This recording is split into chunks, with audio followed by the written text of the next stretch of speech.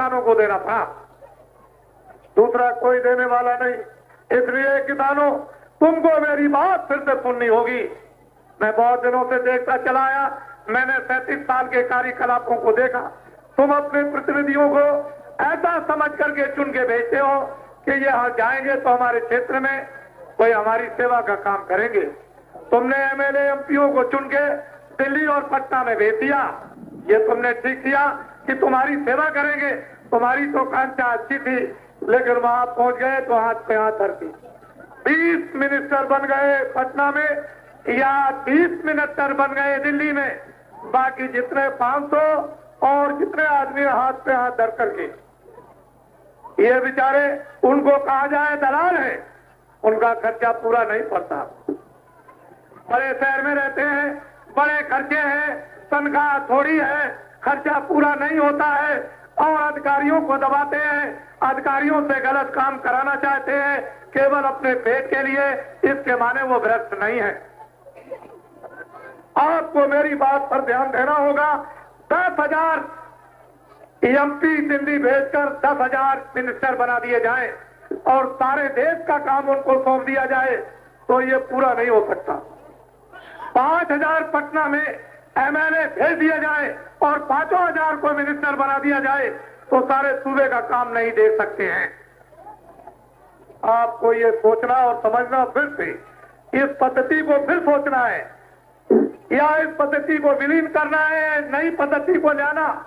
आप ऐसा करो कि जितने भी एमएलए एमपी पक्ष विपक्ष के हैं उनको सबको एक तरफ से काम दे दीजिए।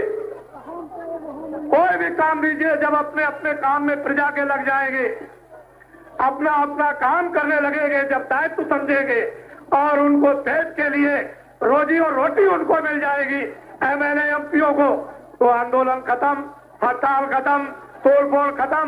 ये बोझा देश के किसानों पर नहीं पड़ेगा और कोई नया टैक्स भी नहीं लगेगा।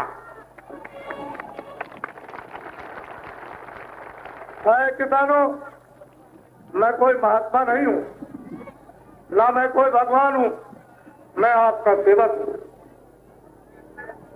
मैं जैसे पहले था वैसे अब भी हूं और वैसा ही भविष्य में रहूंगा। मैं पहले तुम्हारे बीच में था, अब भी हूं और भविष्य में भी तुम्हारे बीच में रहूंगा।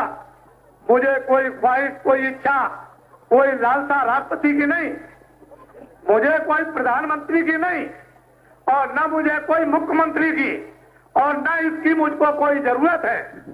लेकिन देश के किसानों, मैं ये तुमसे वादा करता हूं कि अगर तुम मेरी बात को मान लो, एक बार भी तुम मेरी बात को मान लो, अगर देश के किसानों ने निष्पक्ष होकर के मेरी बात को एक बार मान लिया तो जितना भी 37 साल का कर्जा, चाहे ट्रैक्टर का हो, चाहे नाली का हो, चाहे खाद का हो, चाहे बैल का हो, चाहे कुएं का हो, अन्य कोई खेती का कर्जा जो किसानों पर होगा, मेरी बात को अगर मान लेंगे तो सारे हिंदुस्तान का 33 साल किसानों का कर्जा माफ करा दिया जाएगा।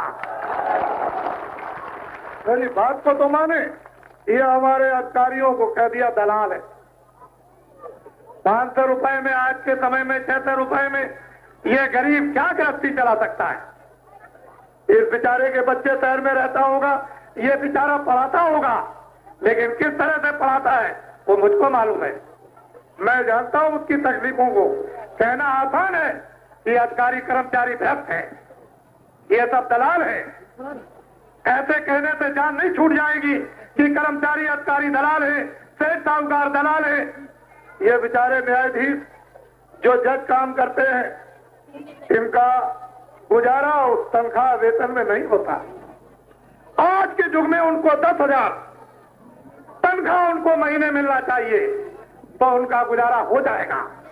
उसके नीचे 6,000 तनख्वाह मिलनी चाहिए तो उसका गुजारा हो जाएगा।